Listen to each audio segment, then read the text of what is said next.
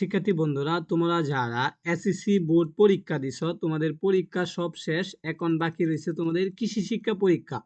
তো কৃষি শিক্ষা পরীক্ষায় তোমাদের মৌখিক পরীক্ষার প্রশ্ন উত্তরগুলো আমরা এই ভিডিওতে শিখব, যেগুলো তোমাদেরকে করা হতে পারে পরীক্ষায়। তো চলো আমরা প্র্যাকটিক্যাল পরীক্ষায় যে প্রশ্নগুলো করা হবে মৌখিক প্রশ্ন, সেগুলো এখন শিখব। তো শিক্ষার্থী বন্ধুরা দেখো, প্রথম অধ্যায় দেখে কৃষি প্রযুক্তি এই অধ্যায় থেকে প্রথম প্রশ্ন, মাটি কাকে বলে, এটা শিখে নিবা। ঠিক আছে, এইগুলা কিন্তু তোমরা কি করছো, আগে শিখছো। তোমাদের কৃষি শিক্ষা পরীক্ষার সময় জ্ঞানমূলক প্রশ্নগুলা তোমরা শিখছো 1 মার্কের জন্য। এইগুলাই তোমরা জাস্ট রিভিশন দাও। ঠিক আছে, দেখো 2 নাম্বার, কোন ধরনের মাটি পাট চাষের জন্য বিশেষ উপযোগী, এটা শিখে নিবা। এরপরে দেখো শিক্ষার্থী বন্ধুরা 3 নাম্বার, জলি আমন ধান কোন ধরনের জমিতে চাষ করা হয়, নিচু জমিতে চাষ করা হয়।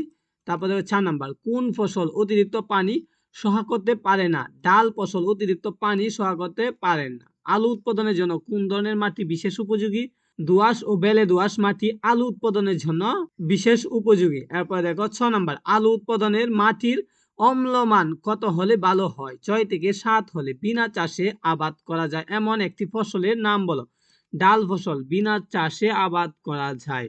8 নাম্বার, বেলে মাটিতে অধিক পরিমাণ কি প্রয়োগ করলে টমেটোর চাষ মোটামুটি ভালো হয়, জৈব সার প্রয়োগ করলে।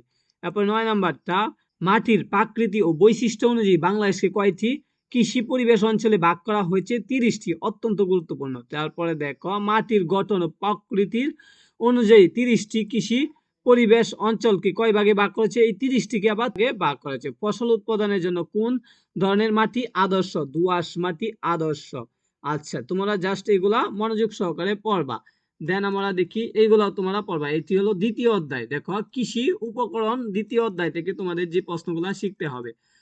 উদ্ভিদ তান্ত্রিক বীজ কি, এটা শিখবা। এরপর 2 নাম্বার, বংশ বিস্তারক উপকরণ কি, বীজ কি, এটা শিখবা। এরপরে দেখো, আলুর বীজ উৎপাদনে একটি আধুনিক পদ্ধতির নাম লেখো। এরপরে দেখো, হাম পুলিং কি, এটা শিখলা। আলু রোপণের সময় একটি বীজ থেকে অপর বীজের দূরত্ব কত হবে, 25 সেন্টিমিটার দূরত্ব হবে। ঠিক আছে, পুকুরের প্রাকৃতিক খাদ্য পরীক্ষাগুলো কি কি, এরপর মাছের প্রধান প্রাকৃতিক খাবারগুলো কোনগুলো, এগুলা শিখবা। ঠিক আছে, আচ্ছা, পরবর্তীতে তোমরা এগুলা সবগুলা শিখবা। দেখো, এখানে কিন্তু সব অধ্যায় রাখা আছে, কিন্তু তোমাদের যে সংক্ষিপ্ত সিলেবাস আছে না, সেই সংক্ষিপ্ত সিলেবাস অনুযায়ী তোমরা শিখবা। দেখো, সংক্ষিপ্ত সিলেবাসে তৃতীয় অধ্যায় নাই, এটা শিখার দরকার নাই। তোমরা যেহেতু 2024-এ পরীক্ষা দিচ্ছ, চতুর্থ অধ্যায়টা তোমাদের সংক্ষিপ্ত সিলেবাসে রয়েছে, এগুলা তোমরা একটু শিখে নিবা।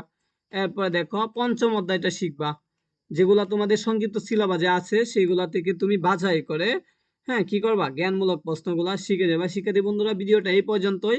তোমাদেরকে জাস্ট আমি শিখাইলাম যে মৌখিক পরীক্ষায় তোমাদের এগুলা প্রশ্ন আসতে পারে, তোমরা এগুলা একটু রিভিশন দিয়ে যাবা, তোমাদের এগুলা আগেই পড়া ছিল।